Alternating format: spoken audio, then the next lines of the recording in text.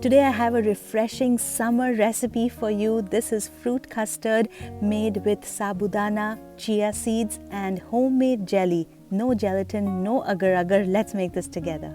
Let's start with the homemade jelly first. For this, we are going to take 1 3/4 cups of water in a heavy bottomed pan, and I'm going to add rose syrup to this. This is a 1/4 cup of rose syrup. You can also make this with orange juice, or you can add 2 cups of water and vanilla extract, basically whatever flavor you like.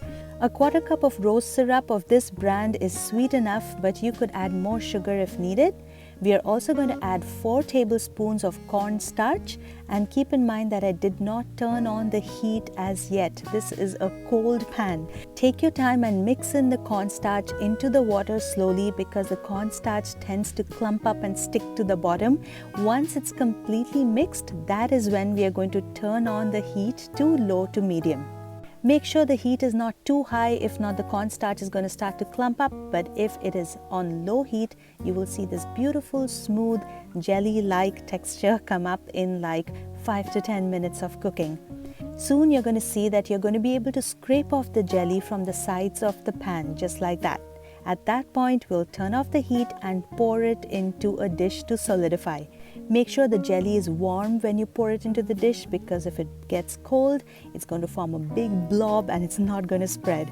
30 minutes in the fridge, you can pull the edge of the jelly and see that it's perfectly set.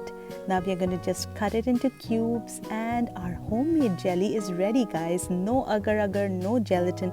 It has a nice texture. You can totally make this with orange juice or watermelon juice. Add any food color of your choice and done. Next, we're going to move on to the custard. For this, I used 3 cups of milk. Pour that into a pot and let it simmer.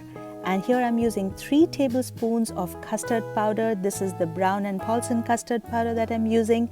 I'm going to add some milk into this custard powder, make it into a nice smooth slurry like that, and set that aside. Next, I'm adding 3 tablespoons of sugar to the milk. You can add more sugar if you like it sweeter. You can add less if you like it less sweet.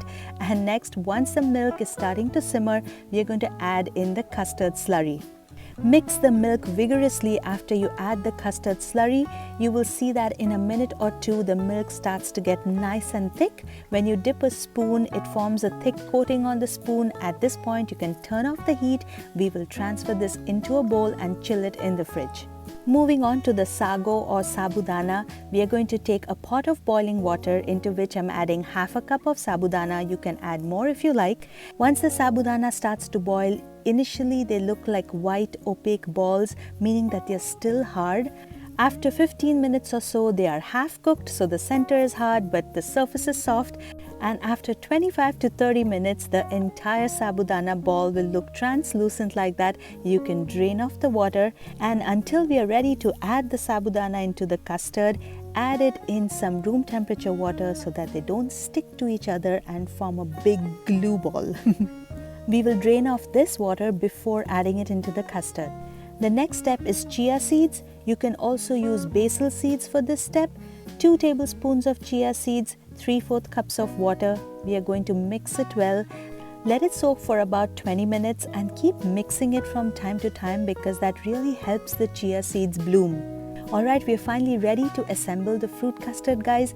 This custard has been chilling in the fridge for a long time, so that's going to taste really good. And we are going to add everything one by one. First the jelly, then comes in the sabudana, the chia seeds, and whatever fruits you like, guys. Not only is this a refreshing recipe, it is also very filling, because chia seeds are high in fiber and they're also healthy. They are high in omega-3 fatty acids.